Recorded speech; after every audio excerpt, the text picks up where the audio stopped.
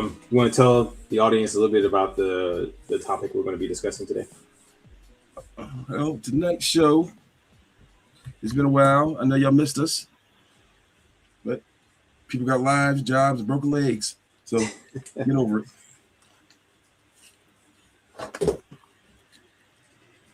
So tonight's show is about black antagonists and new beat 'em up that I saw about a month ago that has possibly one of the greatest black antagonists I've ever seen, Mr. Stonenuff himself, and why we don't get enough of that in the world. Yeah, in fact, I can honestly. Yeah, man, I'm sorry. Go ahead. Okay.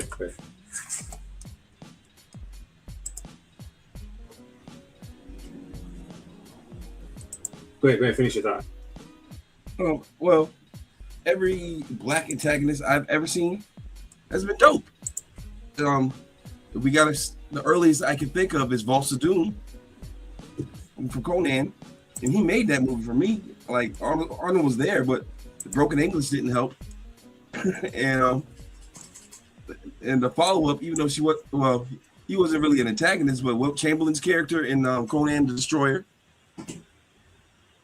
There's a picture of Arnold Schwarzenegger, Wilt Chamberlain, and I think it's Andre the Giant, and they're all on set together. Even though I don't think Andre the Giant was in the movie. I guess they were just taking a photo with him, and they both of them just towered over Arnold Schwarzenegger. It was crazy because Arnold's a big dude, but man, it was almost like he was like a little kid. Let me see if I can find it real quick. And to go even further beyond that, we had Kareem with Game of Death. And when you think about it, right, we get the representation in, like, I think Black Panther really set it off in as far as recent times of what a black hero can be look like. But as far as black antagonists, I would say I can never remember his name, but you remember on Firefly, the guy who was the the Galaxy. Yeah, that guy was the dopest. Like I've never seen him in a bad role. Some of his acting can be kind of corny sometimes, but I know who you're talking about. Sometimes, but for the most part, I enjoy watching him on screen. Yeah, but can you see the screen? It's right here. Yeah, I can see the screen. That's the picture right there. You goddamn midget. But yeah, like and as far as in comics, we have Black Manta. Black Manta, I think, was probably the best part of that first Aquaman movie. Actually. Well, I can't think of any other antagonists out there. Did you mention Simon Phoenix? I forgot about Simon Phoenix, man. Yeah, he's on the picture of the. Yeah. And who else? Piccolo, all-time great. Piccolo, all-time great. She went from a Black Father of the Year, 40 years running.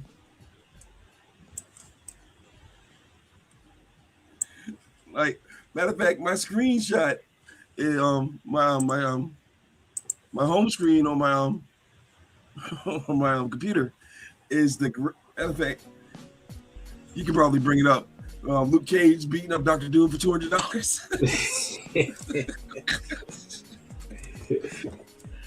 Dr. Doom is my favorite villain, but it's a shame what they did to Luke Cage in that show. That show was abysmal. I don't care what anybody says. That Luke Cage show sucked.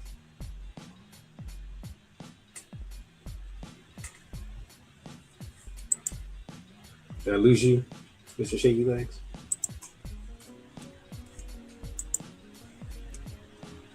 Shaky Legs, you still there? I think I might have lost it. Shaky legs. Just take them off and put them back on. See if that works. There you go. You back? Yeah. Okay. All right. Well, without further ado, we'll go ahead and we'll watch the video, and then we'll give our commentary on it. Here goes. Let me turn off the music first, actually. All right. Can you hear that, Shaky Legs? Nothing playing. No. Can you hear that? No, there's nothing playing. Well, I'm playing it right now. I see it moving, but it's not playing. See, it's not playing? I see it moving, but it's not, I don't hear anything.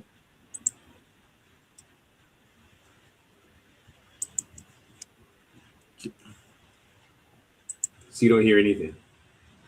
I don't hear anything. Even when you see it moving, you don't hear anything? Not a thing. All right, let me see if I'm doing this right here. Huh? I might not be sharing it right. Let me remove it and then share it again. I know it used to be like if you, that's my wrong thing. It used to be like if you shared it, there's something you had to do special with the audio when you shared it. Let's try this again. Stop screen.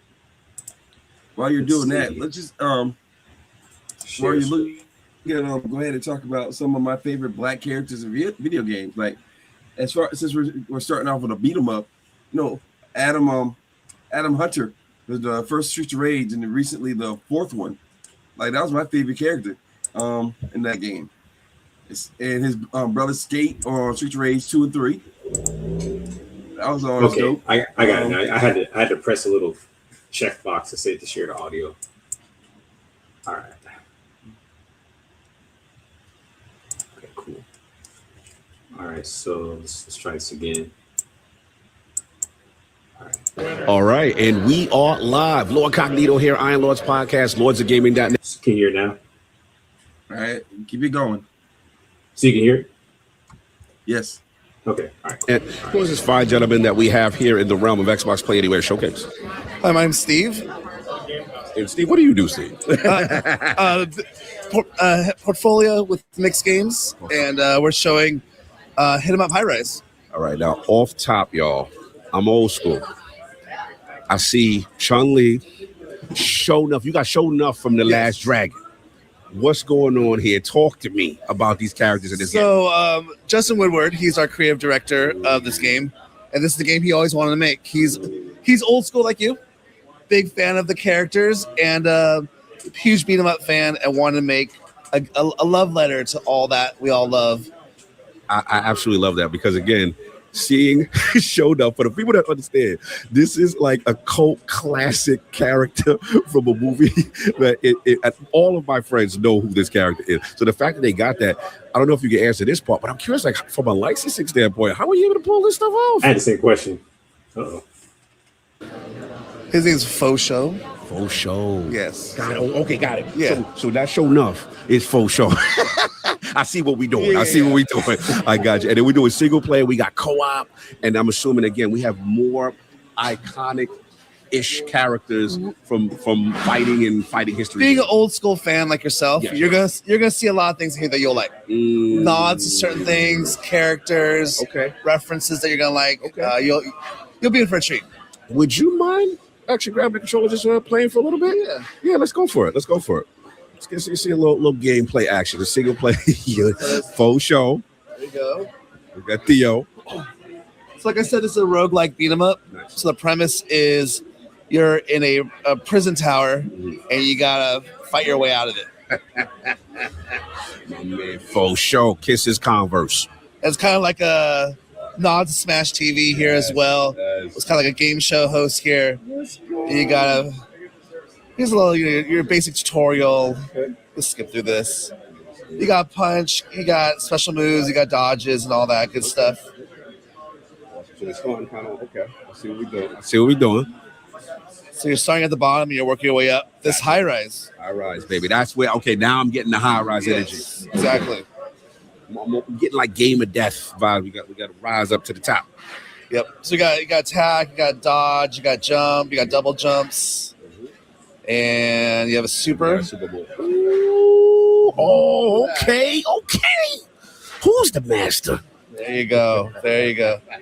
All right, now we're ready to go. You got dash moves, running moves. Oh, I love the animation. It's so cool. Of course, the high rise got to chill the elevator for a little bit. All right, so chilling. We're in the lobby, seeing what's going on. So, All right.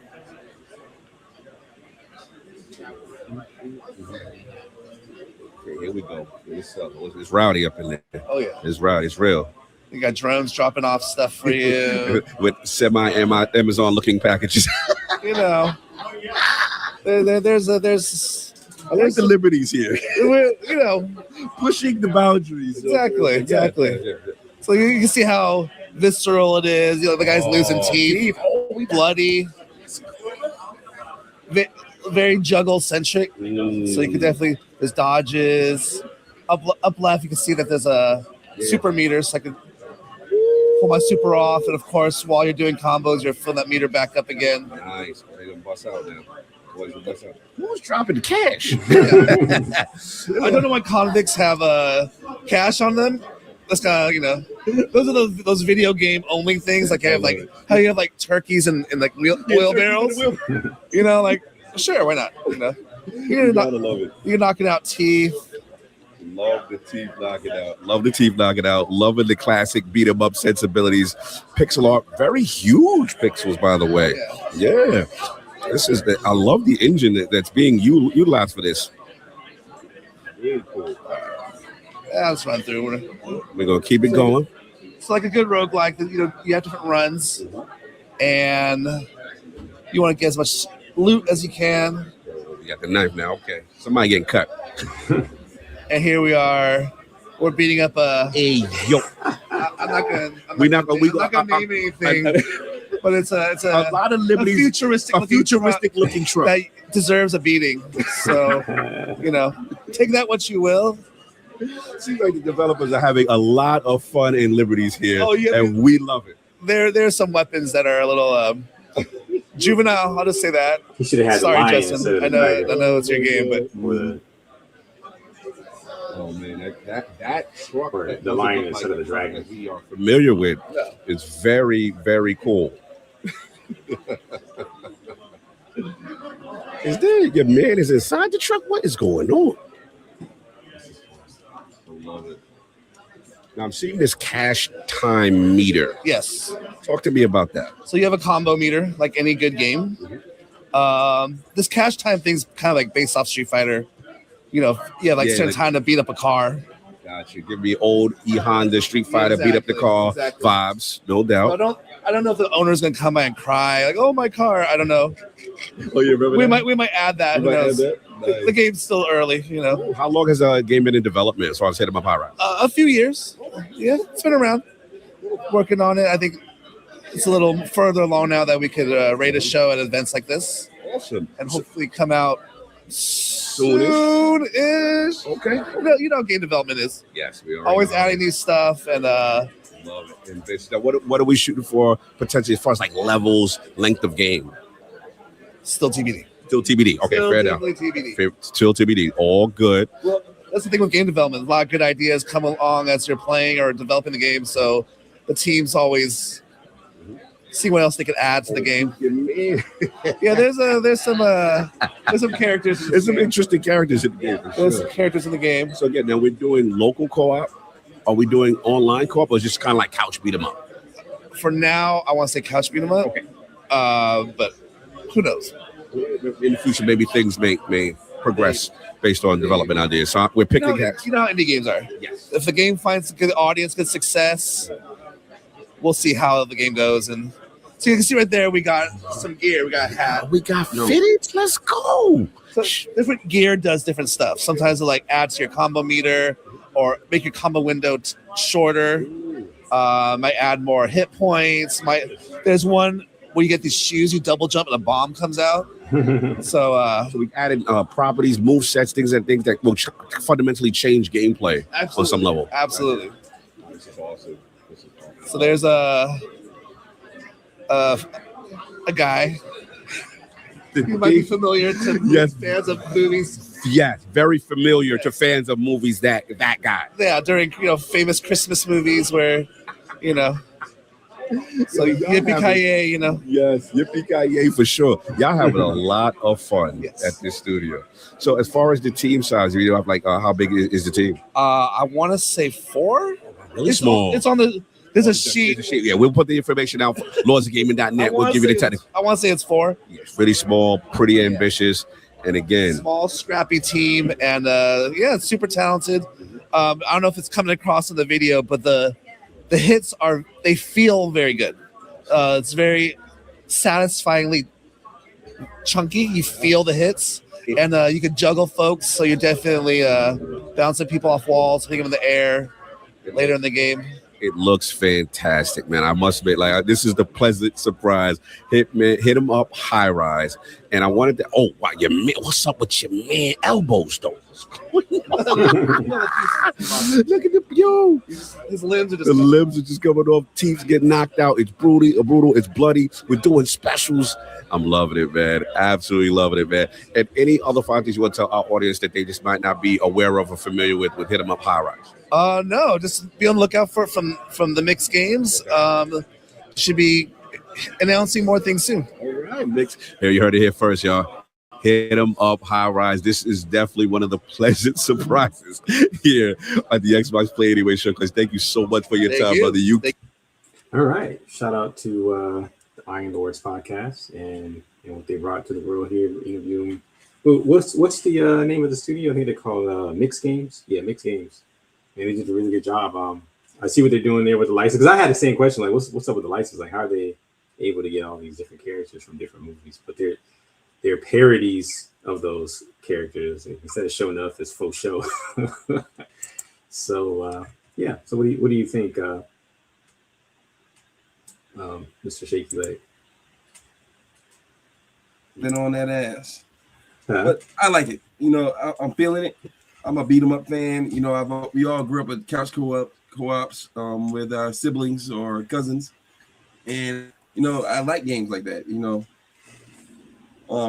I can still see that it's a passion project, and usually when it's a passion project, people will put the needed effort into making it good, or be receptive to feedback from the crowd who are showing interest in it.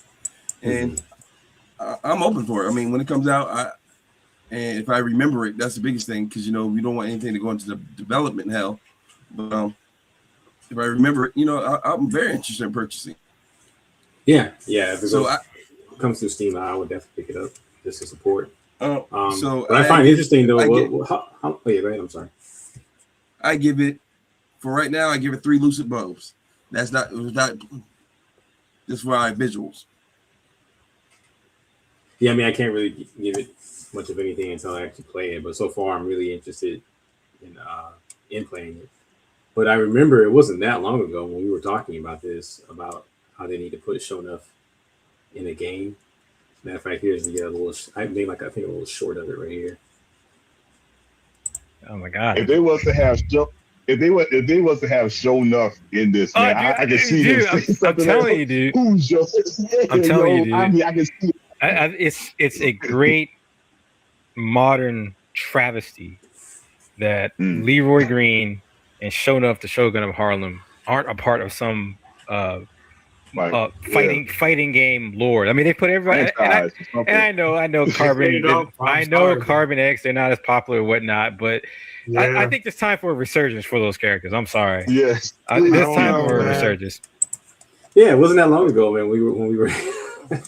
Y'all have that conversation, but it goes back to my point, right? Like, you have a matter of fact. Let's really talk about this. A man always makes the movie. I don't care if it's from Superman down to Joe the cop on the corner. If you have a compelling villain, it drives the movie. And I'm not the biggest Last Dragon fan, but I know you are. Sure enough, drove that movie. Charisma, if I remember correctly, you told me this, I believe, that the guy was just pure athleticism. He wasn't no martial artist. Yeah. He just had a presence about him. So yeah, if any of these big studios, NetherRealm Studios, Capcom, who makes Guilty Gear? I heard Guilty Gear is going to be picked up by Netflix as a show or something like that. I could care less, but well, I'm not thinking. I'm thinking Gears of War. I'm sorry, I'm thinking something. Yeah, but yeah, for all these studios out here, look at your villains, man. They always make it, and we have a plethora of good villains out there. I mean, there's some people who do that. They'll take their villain and they'll make like a show or a series, or because I know that they did it for some of the evil queens in the Disney movies. You got isn't there a new Darth Maul? There's a new Darth Maul series. Yeah, right? but yeah, I haven't watched one episode yet. No dissing about it. Darth Kennedy is gone. It's dead to me. It's Star Wars dead to me. I just don't care. I don't care. Everything's dead to you, man. Everything. Well, Star Wars is especially dead to me. I'm not going to support it anyway. I'm not interested in anything they put out anymore. I haven't watched one episode yet. I haven't watched, and no, I'm not dissing these shows because right now I just finished. What this? Knights of the Seven Kingdoms, and now Invincible's gonna be over. Invincible's gonna be over next week, and then as soon as Invincible's over. That's a good segue to our next topic. So far, what do you think? And hold on. Fair warning to the audience. Spoiler warning. We're going to be talking about what happened. Hold on. Before I jump to the next segment. From comes out next week. From's back. Oh yeah, that's right. Yeah, that's right. I think it was. I know. You're right. Season, on the 23rd. It's 23rd. Yeah, I know it was like relatively soon here. Yeah. So, but yeah. So, what do you think of Invincible so far for this season? I enjoy it. What's season 4, right? Season 4. I enjoy it. I have enjoyed it. It gives me Dragon Ball Super season 1 vibes on the animation sometimes, but as far as story wise, they add stuff where they need to add it and take away stuff that they don't need. And I think as a creative, that should be the goal. If you have the option to do a redo, all right, and not affect your story, go with it. Run wild. Because I have been thoroughly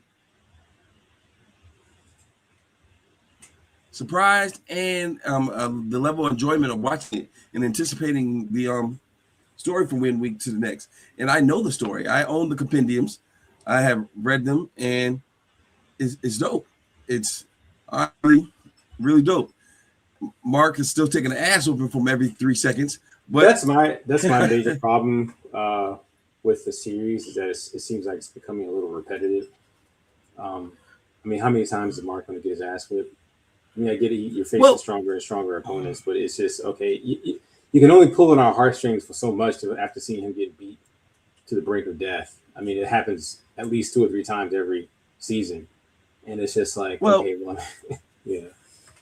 Well, yeah. There's definitely a power scaling issue in Invincible too, by the way.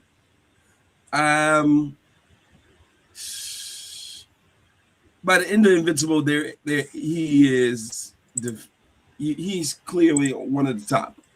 Yeah, but we're not talking about the end. I'm talking about. Oh, currently. Well, as the series progresses, and I'm not saying he should be the strongest.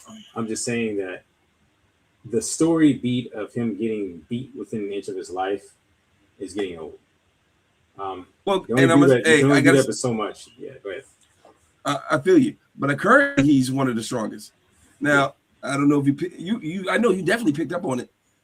Conquest, even though it was not a knockout, drag out fight, for Mark to be able to hold on like that, he scaled up significantly. Yeah, but it just so happened. It's like, okay. It just so happened. Yeah, go ahead. It just so happens he ran into a mustachioed wall that none of the motherfuckers can get around. So let's just call it what it is, man. Like even his daddy was getting to work. So It just seemed to me that like if you're strong enough to like thrust your hand through somebody's body and it starts and to start ripping out his entrails, you're not strong enough to remove his arms and his hands from around your neck. It's just, I saw what they were trying to do, but it seemed a little unrealistic. It was clearly for dramatic effect. Yeah, I know, it was clearly. It seems to me you could come up with a better scenario on how Mark could win than that. It just didn't sit well with me as I was watching it. I mean, I saw what they were trying to do, and it was dramatic. It's just, I don't know. It felt a little cheap, almost like you're not using your brain to win. You haven't gotten strong enough to win just out of sheer strength or whatever, or you're not. It's not a combination of the two. It's just we're going to write it this way for dramatic effect. It's just for dramatic effect. But it didn't make any sense to me. You know what I'm saying? It just didn't make any sense to me. Yeah. I mean, imagine if you and I are fighting and I'm strong enough to literally punch through your body, but I can't remove your hands from around my neck. I'm sorry, it doesn't make any sense. It makes no sense to me. Now, one could argue maybe it's a different type of strength. Hey, it's only entertainment, man. I know, but write it well. Like, well, why does it have to? You have to write it that way.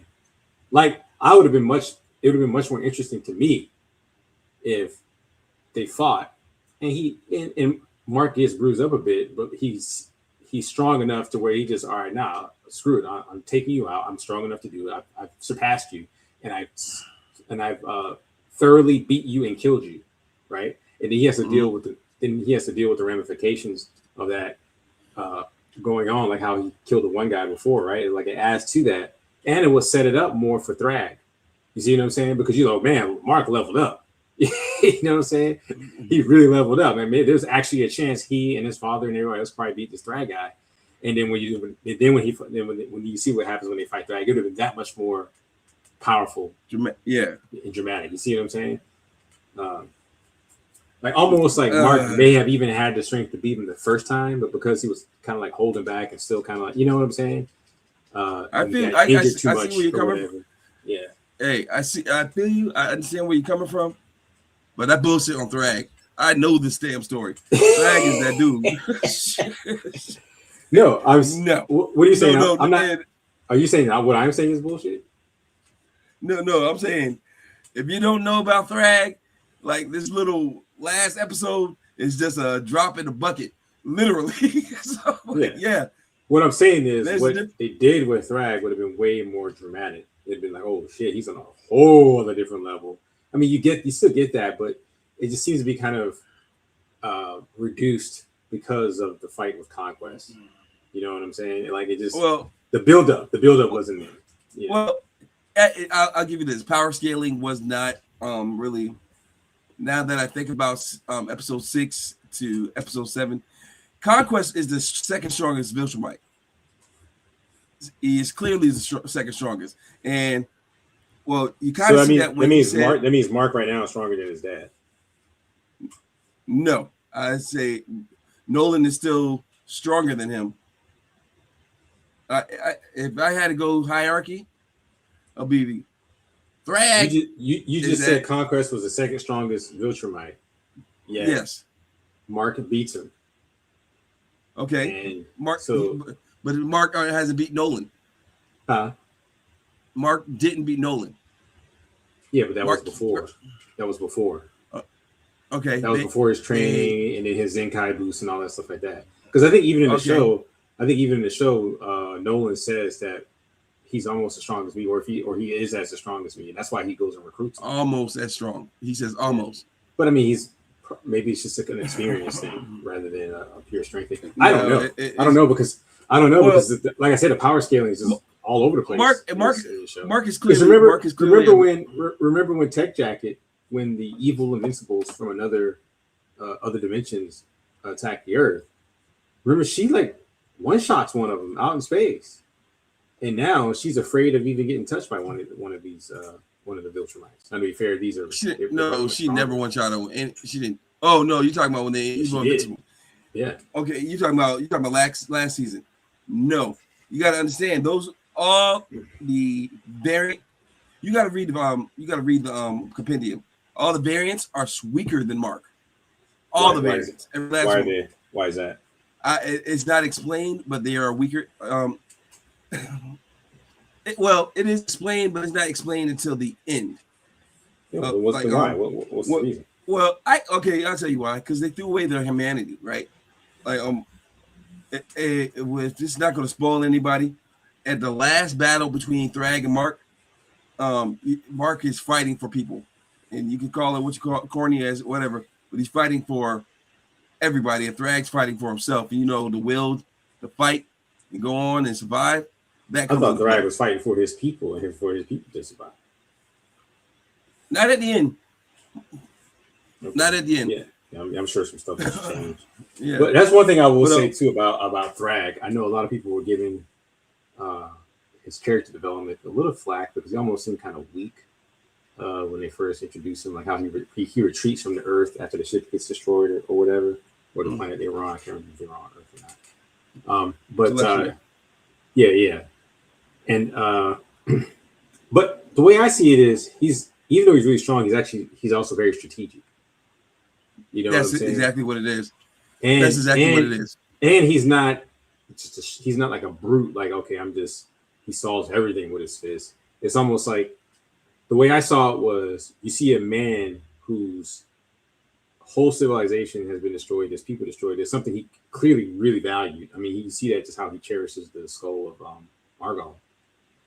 And also he's taking on the weight of his people. So remember, he doesn't want any of them to die because he's like, there's so few of us. Remember, he even says it to Nolan in this fight right here. He was like, a great hole is after me when Viltrumite has to die because of everything that's happened. That's kind of how I saw it. Like, he was just being patient about how things were going to play out. You hit it exactly on the head. That's how what's Thrag's view right now. And you would guess Nolan is older than Thrag, but actually Thrag's a lot older than Nolan. Yeah, I looked that up. They were saying because Thrag is a genetic anomaly, a genetic freak, because they all age really slowly, that he ages even slowly among Viltrumites who already age really slowly. Because I think Nolan's over 1,000 years old, right? He's 2,000. Yeah, so he's 2,000 years old. So and they get stronger the more the older they get. They didn't really give Thetis all that many feats, but him and Argyle are around the same age too. Yeah.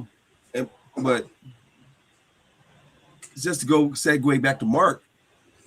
Mark is only, I say, at the oldest 18 now, and he's already standing up to he didn't do anything, but he's already standing up to Thrag. Yeah. Now, huh? Yeah, Samuel's in the I would say comments. Well, I'm sorry, go ahead. I don't see his comments. No, but yeah, Mark is Mark he's already comparable to his father, who is literally like almost 2,000 years older than him. And they say it has something to do with his genetics. Like Oliver, not besides the accelerated aging to being like Oliver's only about 10 months old as of this point. Yeah. But Oliver is much weaker than Mark, because humans are more compatible with Viltrumites than Thraxans. Mm-hmm. But is that why Thrag calls him a failed experiment? Yeah. You're not, when he calls him like, you are not one of us. And then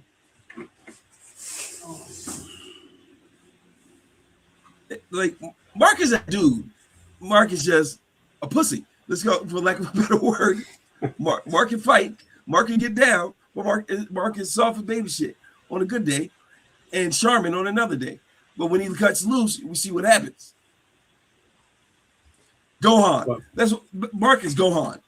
Mark is Gohan. I can see that. Yeah, I can see that. Yeah. Yeah. I will say this though. I think overall I am enjoying the series in this latest season.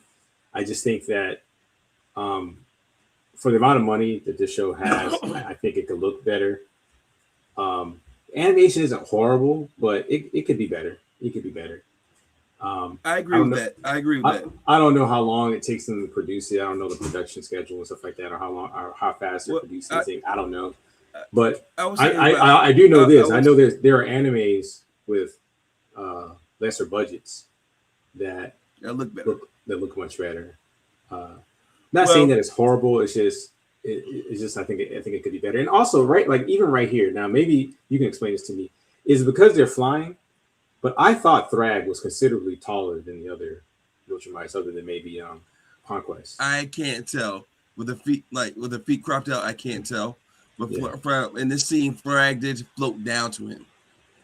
So yeah, because I thought Thrag was much taller than most of the other Viltrumites. Now in the comics, Thrag is as big as a motherfucker. So I don't know, like 6'5" to 6'6" or something like that, right? He's huge. Yeah.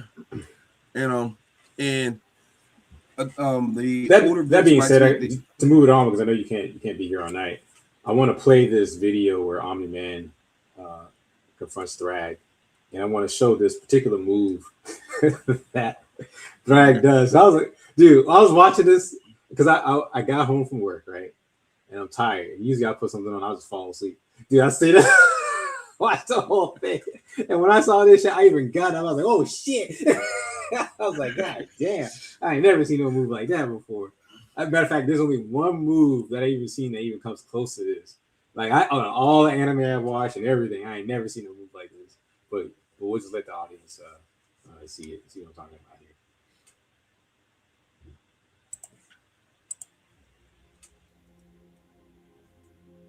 The death of any Viltrumite leaves a void in me.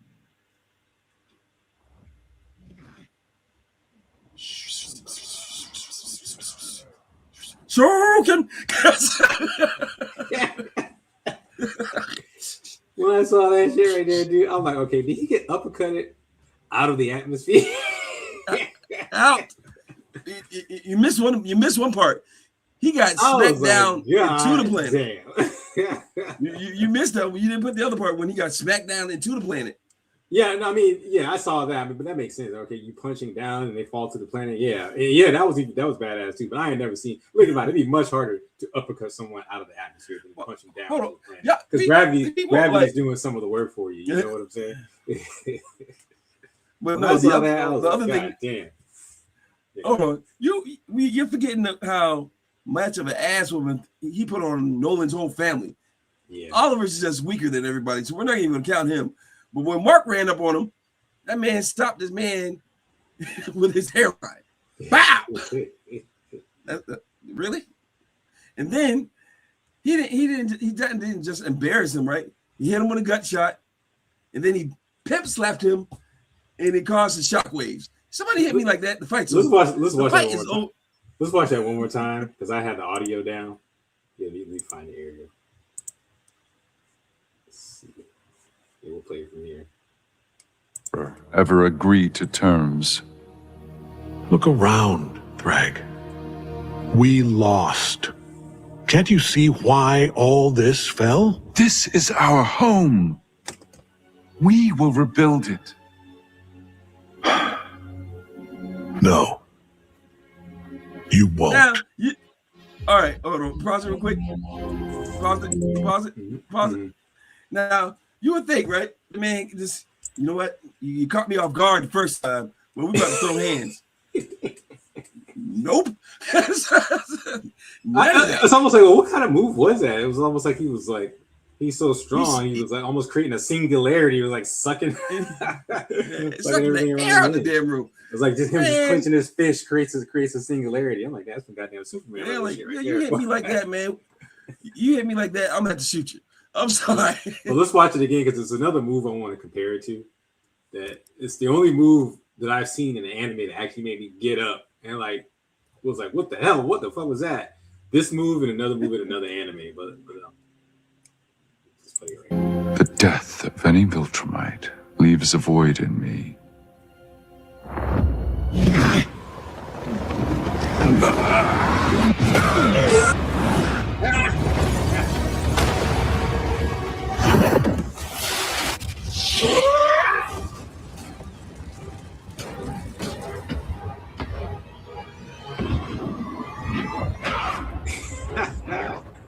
Dude, when I saw that, I was like, "Did this dude use the uppercut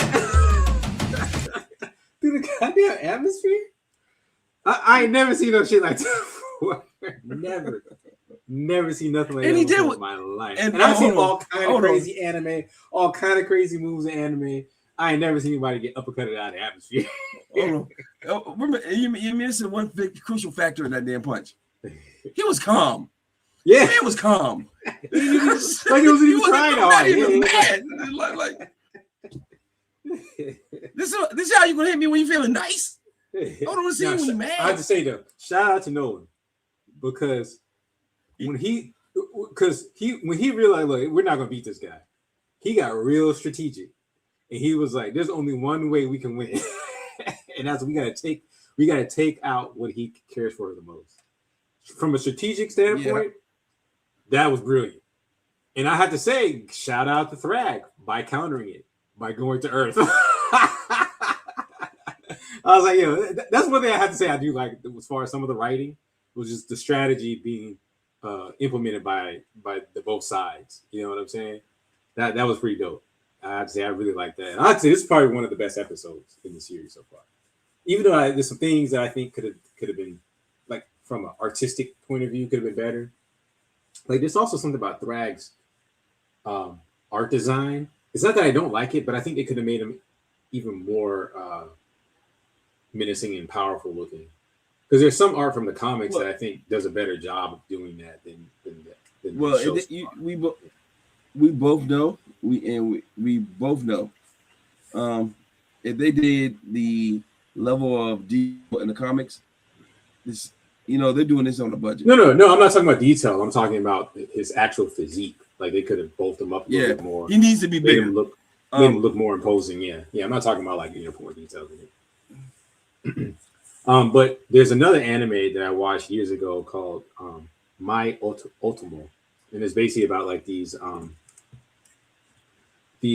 chicks who they have these things called robes that gives them like these enhanced abilities and stuff like that, and they have like these different weapons. They're called robes, and but you can only access them, I think, if you're a virgin. And when you're assigned a robe, you're also assigned to a certain leader that you have to protect, right? And then when different nations go to war, instead of going to war with like killing each other, like thousands and thousands of people, they just send the robes after each other, right? And that's how they kind of gain upmanship or who's the most powerful kingdom or whatever in the series or whatever. And anyway, long story short, the clip I'm going to show you was the other anime where I saw a move that just literally got me out of my chair. Like, what the hell? The clip I'm going to show you is like one of the most powerful women who have ever worn one of the robes, right? And I think she had the diamond robe or sapphire or something like that. I can't remember. But anyway, here it is right here. All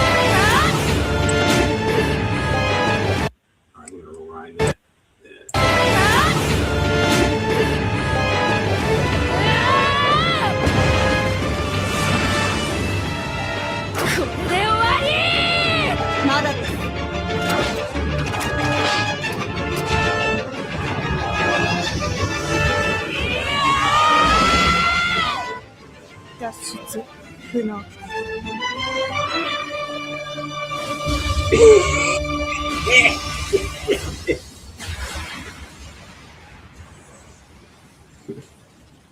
No. Let me tell you.